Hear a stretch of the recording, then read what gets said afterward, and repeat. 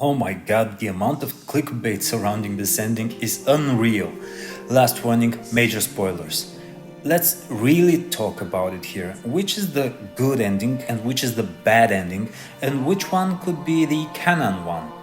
There's a lot of discourse online about it, and for good reason, but everyone seems to be missing one little detail. Here's what happens, in my opinion. Lord Shimura asks Jin to give him an honorable death. By their laws, traditions and beliefs, this is the best gift that Jin can give him. Show him that he still remembers Shimura's teachings and the samurai code and save him from living a life in shame and regret.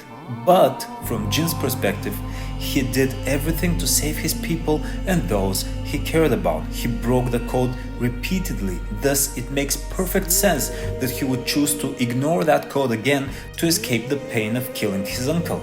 From a certain angle, you can call this the selfish choice. Now, many people have said that even if Jin spares his uncle, Shimura will have to go back to the shogun, shamed and dishonored, and that he would possibly be stripped of his power, maybe exiled, maybe even executed. This is where I believe everyone is wrong. See, here's the detail that everyone is missing.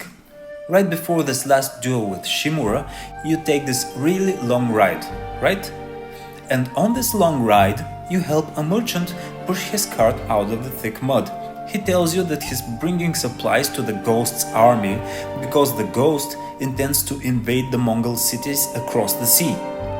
Jin is shocked at this news. He is the ghost and he very well knows that he isn't going anywhere. But Shimura is not taken aback at all, not even a little.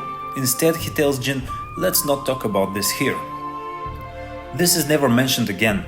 I think that this is a subtle hint that Shimura has a contingency plan in place.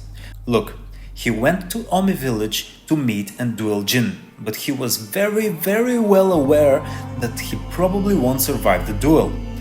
He has seen Jin in battle and he himself is getting old, he's not an idiot.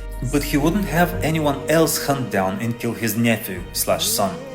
That's why he stirred up rumors that the ghost is leaving Tsushima. His plans were for the rumors to grow so big that if Jin would lay low for long enough, the shogun would believe that the ghost have left Tsushima and is out somewhere in China, either dead or alive and fighting the Mongols. So now that we have this context in place, let's circle back to the endings. If you kill Shimura, you give him your final gift. Jin demonstrates the capacity to still live by the samurai code, and Shimura is proud and maybe a bit happy for the last time in his life. He calls him son one last time. After this, thanks to the rumors planted by Shimura, the shogun doesn't know if Jin really is or isn't on Tsushima, so if Jin plays this carefully, he can spend a lot of time avoiding his captors. Jin lives a life of regret.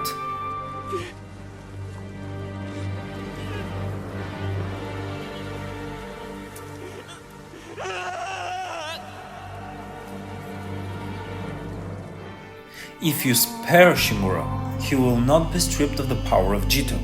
After all, nobody knows that he went to meet with Jin at all.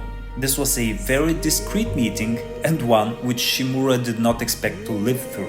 If he really wanted to make sure he gets Jin's head, he would have had his samurai with him.